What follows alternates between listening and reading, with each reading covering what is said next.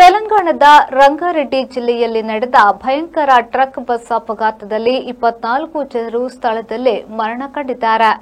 ತೆಲಂಗಾಣದ ರಂಗಾರೆಡ್ಡಿ ಜಿಲ್ಲೆಯಲ್ಲಿ ನಡೆದ ಭಯಂಕರ ಟ್ರಕ್ ಬಸ್ ಅಪಘಾತದಲ್ಲಿ 24 ಜನರು ಸ್ಥಳದಲ್ಲೇ ಮರಣ ಕಂಡಿದ್ದಾರೆ. ತೆಲಂಗಾಣದ ತಂಡೂರು ಡಿಪೋದ ಬಸ್ ರಾಜಧಾನಿ ಹೈದರಾಬಾದ್ನತ್ತ ಹೋಗುತ್ತಿದ್ದಾಗ ಎದುರುಗಡೆಯಿಂದ ಬಂದ ಲಾರಿ ಮುಖಾಮುಖಿ ಗುದ್ದಿಕೊಳ್ಳಲು ಕಾರಣವಾಗಿದೆ.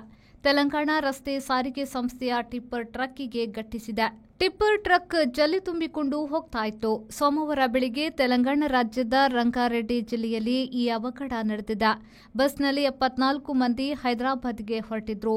ಅಪಘಾತದ ಕಾರಣಕ್ಕೆ ಕಡಿಮೆ ಎಂದರೆ 24 ಮಂದಿ ಸ್ಥಳದಲ್ಲಿಯೇ ಸಾವು ಕಂಡಿರುವುದಾಗಿ ತಿಳಿದು ಬಂದಿದೆ. ಚೇವಲ್ಲ ಮಂಡಲದ ಮಿರ್ಜಗುಡ ಗ್ರಾಮದಲ್ಲಿ ಈ ದುರಂತ ಅಪಘಾತ ಸಂಭವಿಸಿದೆ. ಡಿಕ್ಕಿಯಷ್ಟು ಜೋರಾಗಿತ್ತೆಂದರೆ ಟಿಪ್ಪರ್ ಲಾರಿಯಲ್ಲಿದ್ದ ಜಲ್ಲಿಕಲ್ಲು ಬಸ್ಸಿನೊಳಕ್ಕೆ ಗುಪ್ಪಿಯಾಗಿ ಚೆಲ್ಲಲ್ಪಟ್ಟಿದೆ.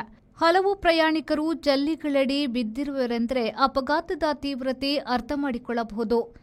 10 ತಿಂಗಳ ಮಗುವಿನ ಸಹಿತ ಮಹಿಳೆ ಜೀವ ಬಿಟ್ಟಿರುವುದು ಹೃದಯ ವಿದ್ರಾವಕವಾಗಿತ್ತು. ರಕ್ಷಣಾ ಕಾರ್ಯಾಚರಣೆ ನಡೆದಿದ್ದು ಗಾಯಾಳುಗಳನ್ನು ಚೇವಲ ಆಸ್ಪತ್ರೆಗೆ ಸೇರಿಸಲಾಗಿದೆ.